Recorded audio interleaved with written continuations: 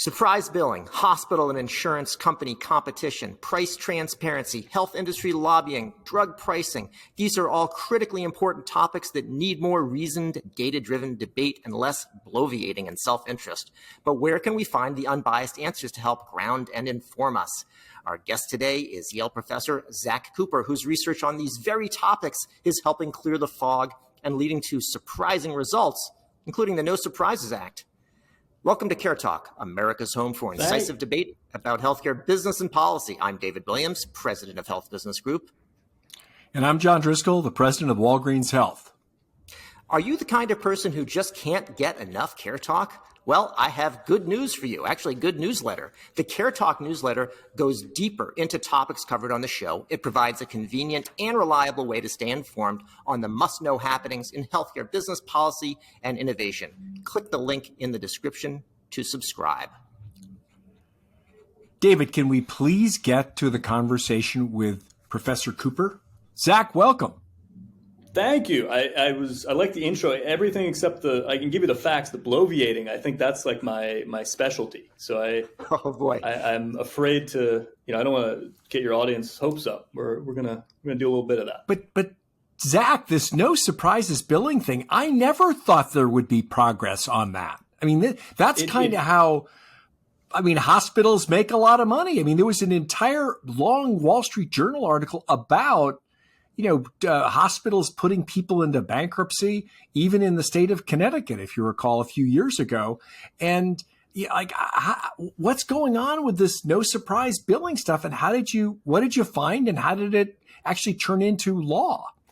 Yeah, well, thankfully, it was mostly the opposition of the emergency room physicians. So it was like divide and conquer. The hospitals, we still have some work on thinking about hospital pricing. So, the sort of story on it was, it was like 2014 or 2015. And Elizabeth Rosenthal, who's an amazing journalist, she was at the Times then, was doing a series of articles called Paying Till It Hurts, where she was talking about, I remember it vividly, it was a father who took his kid to an emergency room and ended up with this ridiculous $5,000 out-of-network bill from an emergency room doctor. And, I remember at the time thinking, look, if this is one in every million cases, like the Solutions GoFundMe page. But if it turns out this is happening pretty systematically, that's different altogether. And, I'd be out with friends, I'd be on airplanes, people would say, what would you do? And I'd say, I'm a health economist. They'd tell me their story and inevitably would have something to do with out-of-network billing. And begged and pleaded for data, finally got access to some data, found out that it was happening 1 in 5 times. So for the privately insured, 1 in 5 times a person went to an in-network hospital in an emergency, they're getting treated by an out-of-network physician. And, I think the story from then to now, I waver between whether it's a positive story or a negative, inspiring or maybe the opposite. We published some work, it was in the New England Journal of Medicine, that showed, 1 in 5 patients got one of these bills. We did a follow-up paper that was in the Journal of Political Economy showing that it was really 1 or 2 of these big physician staffing companies that were using that as a deliberate strategy.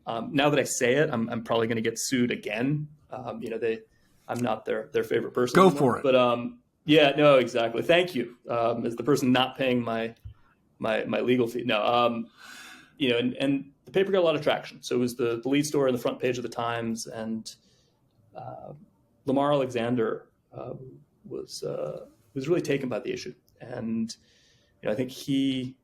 In hindsight, Lamar Alexander, was he the Republican senator from Tennessee? Is that recalled? Yes, sir, exactly. And he was going to retire, and I think he made this his sort of last big piece of legislation, and really championed it. And over the next sort of 4 or 5 years, there was bipartisan agreement that this was a big issue.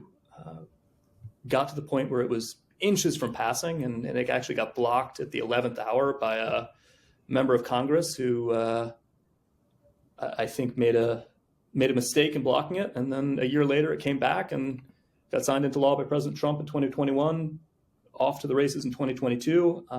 It's now the sort of key provisions of it are under threat. The emergency room doctors are suing wherever they can. There's a lawsuit in whatever that district court is in Texas where you always try to get things blocked. I think it's the fifth. Yeah, exactly. District. exactly. So they just actually stayed a key portion of the law. So here's the optimistic side. I think in 6 or 7 years, we went from an issue that we sort of knew about anecdotally to having really good academic evidence on it, to having a law that's going to protect, I think, millions of people, right? That's pretty cool. And that's a pretty short window. That's the optimistic side. I think the side that makes me pessimistic is sort of 3 parts of it. First, this was among the most egregious issues in healthcare. And if it was this much work to fix this one, like, there are a lot of things that raise spending, make our system inefficient, that don't have, for lack of a better word, as clear a villain. And so I think it makes it really hard to make progress. The second is the amount of money spent on lobbying over this was just gobsmacking, right? Tens of millions, probably hundreds at some point, on an ad campaign that was targeting senators not to vote for this thing. And I think it just shows how hard it is to move the needle. The third is, even once you got the thing passed, because there's so much money at play, the big stakeholders are doing their best to sort of round the edges in their favor. And so if I'm optimistic, I say, look, I suspect this is going to be hundreds of thousands, maybe millions who probably don't go bankrupt. That's amazing. My pessimistic side is, we know rising healthcare costs are putting immense weight on American families and our economy as a whole. And it makes me a little worried about our capacity to handle the even bigger issues that we face. It reminds me of the old movie Risky Business, where they say, never F with another man's livelihood. It's kind of in that same category. And, you have a list of things on your 1% Steps for Healthcare Reform project. And this is sort of, number one of an issue, sort of, chipping away from different pieces. And I saw next to it, it says, legislation signed into law. Are there other things that you think could be equally impactful or more so, and that might be able to come and, have the similar optimistic, pessimistic story, but at least make some progress? Or are we going to get stuck on this very one? Yeah, so let's take a step back and just talk about the 1% Steps project for a second. The idea is we have a $4.3 trillion healthcare system. If it was a country, it would be the 4th largest country in the world, about the size of Germany. And the way I think about what's wrong with healthcare in the US is, it turns out there are a lot of dark alleys in Germany where crime takes place. And, we can extend that metaphor to the US healthcare system.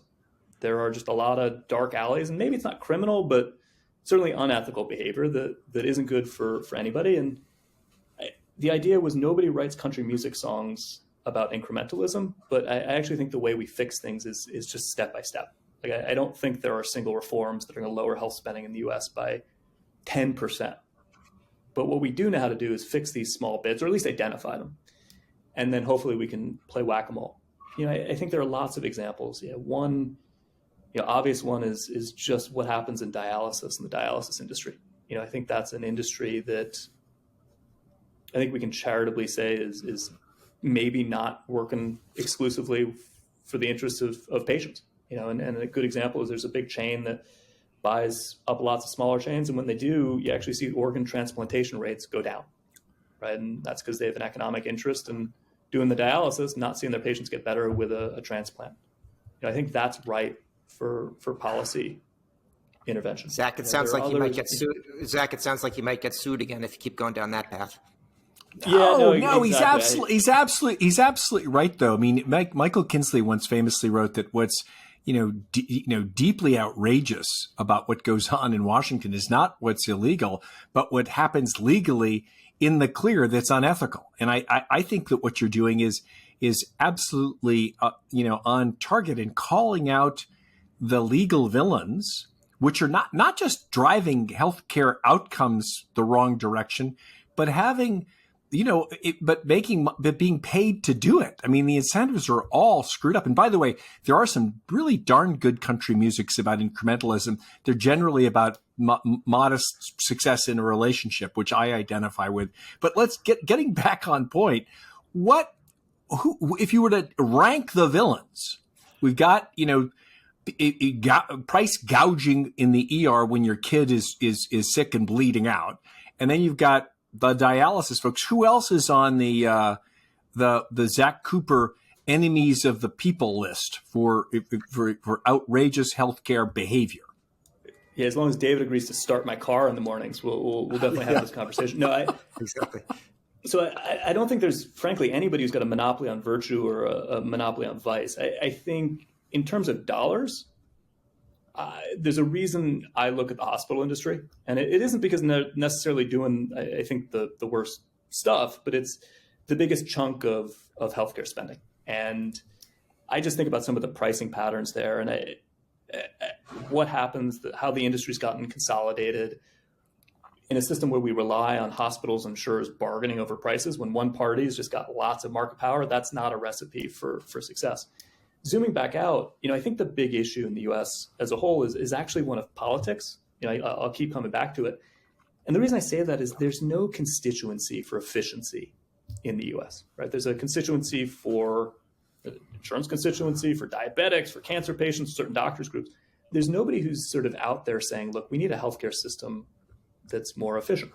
And I think a lot of what stands in our way isn't a question of what do we do. It's sort of a question of political will. And a lot of my work that I'm doing now is thinking about how a lot of the benefits from our healthcare system accrue, I suspect, to the people who listen to this podcast and the three of us who are participating in this podcast, right? Like my livelihood is in a sense from healthcare. The costs of the system being inefficient often disproportionately fall on the most vulnerable. And I think that's just emerging as really this sort of key theme in my work is we've got a healthcare system which at root is designed to, we hope, make people's lives better. It's actually paradoxically a system that puts a really undue burden on probably the most vulnerable in society financially. And we got to just figure out how to fix that. So let me put an optimistic spin on the politics side and say, how could the politics actually work for cost reduction? See what you think about it. So there's going to be presumably a fight over raising the debt ceiling. And we've heard from everybody sort of agreed we're not going to cut Medicare. Medicaid is a different story, but let's focus on Medicare for a minute. And so Biden is basically challenging Republicans saying, let's actually negotiate more drug prices and let's do it sooner. And so in a sense, you could say, well, that's the way we're going to avoid cutting benefits. Let's actually go after costs with drug pricing and get at drug pricing in a way that was just started, last year. Is that a possible path, or are we going to end up in a negative situation there too? So look, I think any progress is better than no progress. I'm actually teaching my lecture tonight for my students on drug pricing. And one of the things I'm going to start with is, why do we even care, right? It's actually a pretty small percentage of health spending, about 14%, when there are lots of parts that account for a lot more. So why are we focusing on it? That's sort of my answer to your question. We go after it because in a sense, for drug pricing, people pay a bigger share of the spend out of pocket. And so it becomes very, very politically salient. I think if we really want to meaningfully reduce healthcare spending in this country, it isn't going to be through reducing drug prices. Frankly, you could make our drug spend or our drug prices look like the UK, and we're still going to spend a whole lot more than other countries. I think the challenge is you got to be ready to start touching the third rail, which is hospitals. And the challenge is you look congressional district to congressional district in the U.S., and by and large, who's the largest employer? It's the hospital.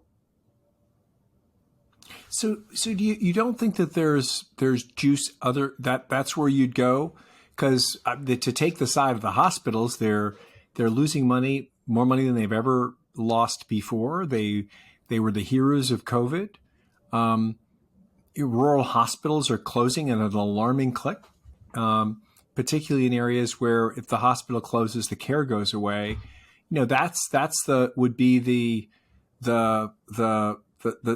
sad refrain of a country a song if it was written by the American Hospital Association and played in D.C. this afternoon. How do you respond to that? Is that a country song, John, there's or a lot is to that more respond of a rock and roll? Yeah. So, I'll pick on my own institution because I think it's a little easier. They'll talk a lot about how they lose money, or we, Yale New Haven Hospital, on Medicare patients. And they act as if that's some sort of fait accompli. I think the answer is we're a monopoly. We get very, very high private rates. And we make those private rates, and at some point, whether it's said out loud or not, we sort of say it's sort of unconscionable or unseemly that we maybe make 15 or 20% profits. And so we're going to build a new cancer center. Or maybe we'll remodel the Greenwich Hospital and put a self-playing piano in the library. And what's really nice about that is that actually shifts the books and starts to look like a cost. And over time, you say, well, next year, now that we've got that piano and we got our cancer center, we're going to lose money on Medicare patients. It wasn't as if those costs were preordained. It's like if I build a really nice swimming pool next year and 2 years later say, look, I'm losing money because I got to fill up this darn pool every year. You got to pay me more. Right? Some costs aren't required. And I think it's an industry that hasn't faced really a huge amount of financial pressure. And I think it's one where the arguments you've just made, and look, we all needed the hospital sector during COVID, and we need them now, we need it in the future. We need a vibrant hospital sector. But the idea that that means that we shouldn't think about health spending or think about costs isn't right. Because I think one of the things we know very, very well from theory is that when healthcare spending comes up because of employer-sponsored health insurance, it's paid for by us out of our wages. We just don't see it really, really clearly. And I think for a lot of towns and cities and frankly states, Connecticut being an example, rising healthcare costs are sort of slowly bleeding out the rest of the economy. Right? It makes it hard for businesses to want to come in, makes it hard to attract labor. It ends up being some of the highest input costs to the products that we produce. And I think unless we're willing to have really tough conversations about trade-offs, we're going to be in a pretty ugly place. Well, that's it for yet another episode of CareTalk. Our guest today has been Yale professor Zack Cooper. We have a heck of a lot more to talk about because I know John's not going to be satisfied with those answers. Nonetheless, we'll have Professor there's Cooper. Got to be, come on. Ending on an David, optimistic note, huh? Yeah. That was all No, I think it's as optimistic as the rest of it. In any case, I'm David Williams, president of Health Business Group. And I'm John Driscoll, the president of Walgreens Health. If you like what you heard or you didn't, please subscribe on your favorite service. And please give us a review. It means a great deal. And thank you, Zack, for that uplifting talk. Even though I don't think you're giving yourself enough credit for your investment in research that made a change that's going to lift up and avoid, I think, bankruptcy for hundreds of thousands of Americans. So thank you for your contributions, and we look forward to having you back when you regain your confidence and your optimism of the impact of your research, which is already showing a bigger yield in healthcare reform than you could imagine.